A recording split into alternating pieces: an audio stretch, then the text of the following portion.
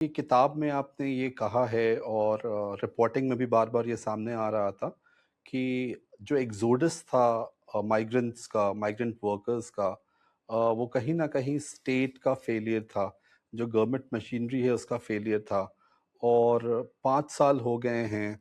आपको लगता है कि अभी तक गवर्नमेंट की कोई अकाउंटेबिलिटी है उस फेलियर को लेकर या एक कलेक्टिवली सब कुछ भूला जा चुका है समाज में, सब कुछ भूला जा चुका है गवर्नमेंट के स्तर पे?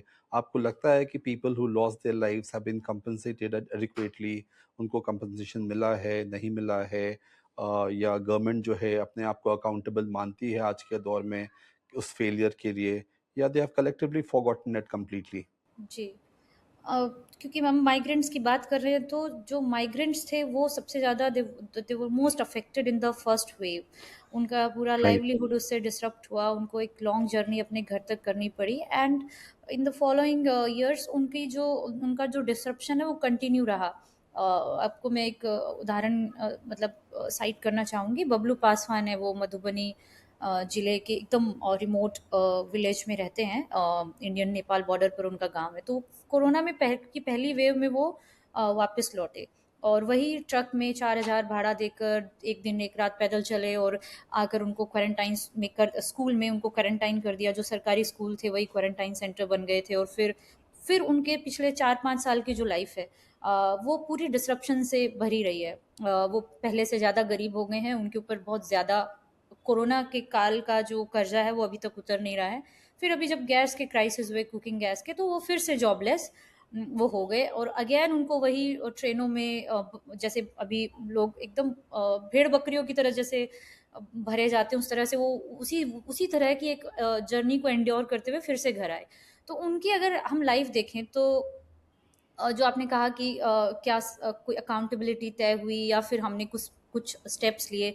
सो I was working on his story and I was just checking with the labour department hmm, hmm. कि किसी यूपी या बिहार किसी भी स्टेट के पास क्या उनके पास उन्होंने ये इंटरनल डेटा कलेक्ट किया आफ्टर द फर्स्ट वेव कि उनके कितने मजदूर बाहर गए हैं। क्या हमारे पास इस तरह का कोई लिविंग डॉक्यूमेंट या इस तरह के स्टैटिस्टिक्स हैं कि हम बता सकें कि कोरोना के बाद इतने लोग बाहर गए या वापस आए बिना किसी एक सॉलिड डेटा सेट के आप किस तरह की पॉलिसीज को फ्रेम करेंगे या किस तरह से जो योजनाएं आप बनाएंगे, वो मुझे बड़ा लैक ऑफ स्टैटिस्टिक्स दिखा, अनरिलायबल स्टैटिस्टिक्स। सो मैं उस पंचायत से तो पूछ सकती हूँ कि आपके यहाँ 80% माइग्रेशन है, but when it comes to the state and their responsibility, I don't think they have learned any lesson and they have worked on first gathering data, जो कि बहुत उनके लिए तो बहुत आसान चीज़ होती है।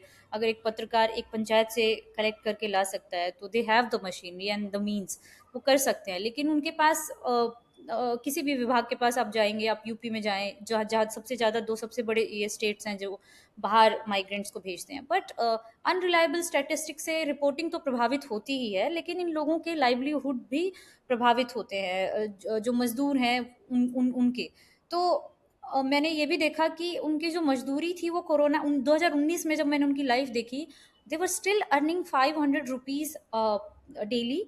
और आज जब मैं उनकी देख रही हूँ गुजरात में, वो सूरत में प्लाईवुड में अगर सिर्फ लोडिंग का काम कर रहे हैं तो they are still earning 500 rupees. और 2019 से लेके 2026 तक आप देखेंगे कि महंगाई कितनी बढ़ गई है। तो इस तरह की जो इन्वेस्टिगेशन स्टेट को करनी चाहिए थी, मुझे तो ग्राउंड पर नज़र नहीं आई, क्योंकि मैं फॉलोइंग ईयर्स में, क्योंकि किताब का एक हमारा एक इंटेंशन यही था कि देखना कि कोविड ने किन तरीकों से हमारी पॉलिसी स्टेट हमारी लाइफ्स को प्रभावित किया। सो अगर अगर आप माइग्रेंट एक्सोडस और उनकी लाइफ्स की बात करें तो there has not been any change, positive change in their lives.